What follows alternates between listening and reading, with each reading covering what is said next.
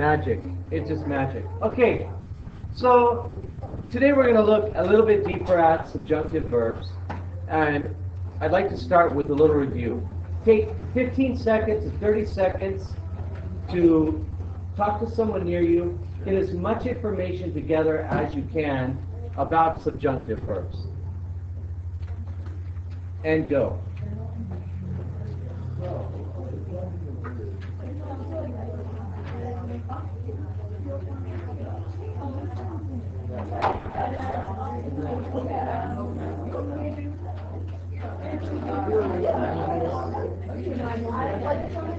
Okay, that's good. Jacob. Hey, hold on, people, please. Jacob, tell us what you know about subjunctive. I'm just going to write down facts here, okay? And then we'll organize them in a second.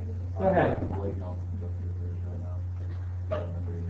And the time I gave you... I was trying to look at my notes for it. Okay, well, just give me a guess then. This is something we just started studying last section.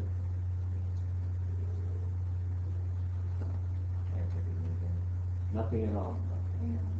That's really sad. Yes, Sheena. Doesn't it show uncertainty? Okay, shows uncertainty.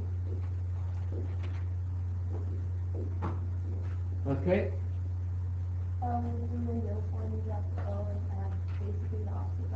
Okay, so I'm going to say to conjugate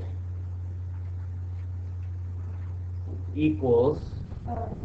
Use the yo form and you drop the O, and then you add the two part, which is basically the opposite shall. Isn't it not just for the from the yo form, but it's like all the forms? It's just the opposite? Yeah. But you use the yo form and then you add the ending. I'll just put opposite vowel endings. Like you, like you're in the yo form, you drop it, but then to show. Shall we do one for an example? Yeah. Let's say we have tener. Okay. Well, it is, so that's fine. What's the yo form? Minus O is thing plus the opposite vowel. We had an ER, so what's the opposite of ER? A. So our forms would be tenga, tengas, tenga.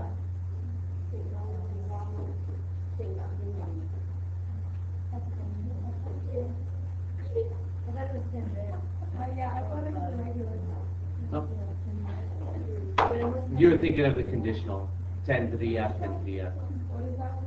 Conditional, saying would. Is that future tense? Yeah, or future. This is subjunctive.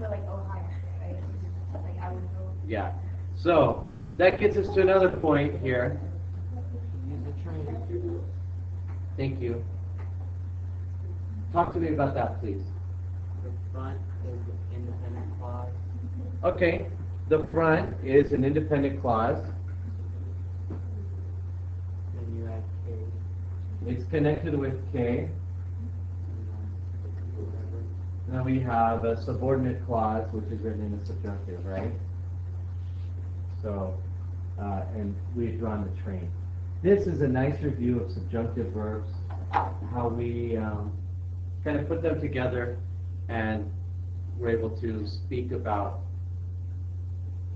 things of uncertainty.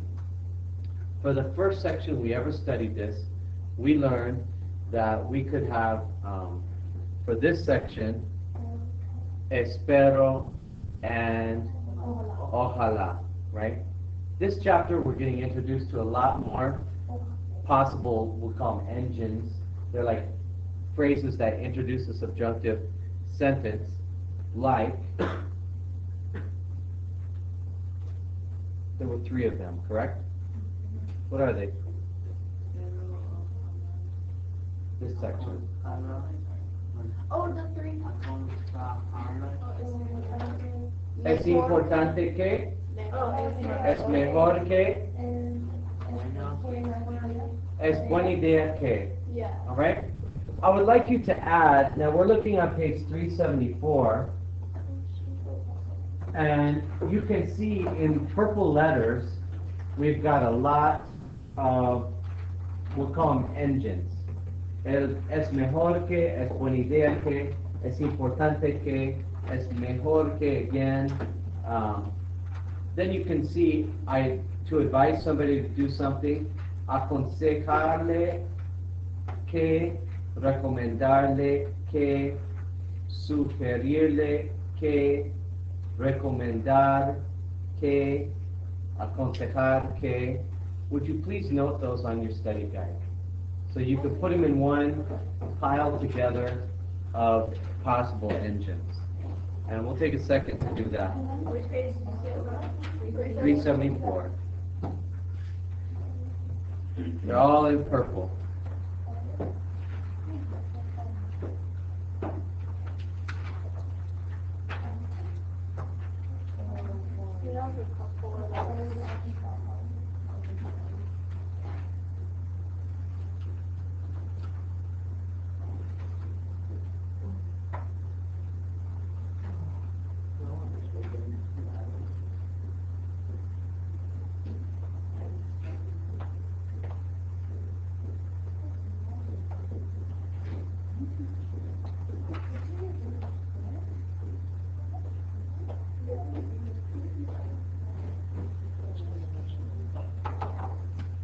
All right. So those were just, so we're up to maybe 7 phrases. All right. Now, I intentionally began this talk with a review of the subjunctive that you know, because this is not something different. We're still talking about subjunctive verbs, but we're talking about a little addition onto them. Okay? Do you remember in Spanish 1 when we talked about GAR verbs? Yeah. Yeah.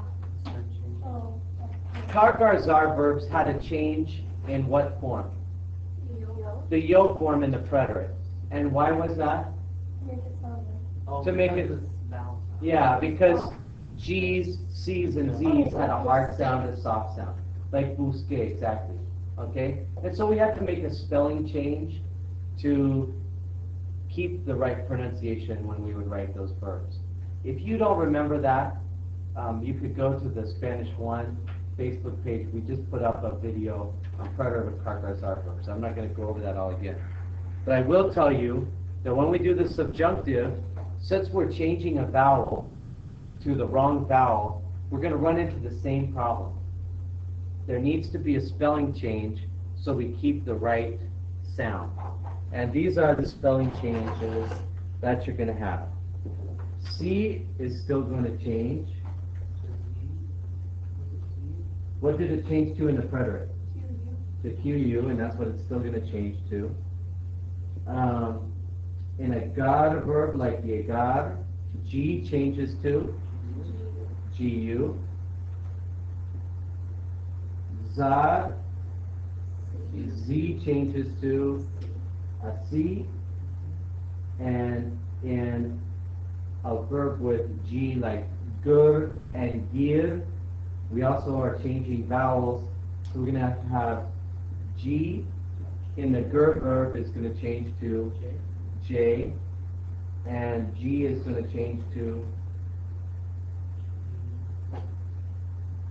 like the G, yeah, I'm sorry, GU is going to change to There's just one G. You lose the U. You lose the U. Okay? So if we were connecting them, we could say that goes there, that goes with that would go with ZAR. In GER verbs, we get G to J, and in GIR verbs, GU changes to G. All right? So I think it's important we work on this a little bit. Again, we're on page 374 of the book. And why don't we take some time to do some exercises so that we become a little bit more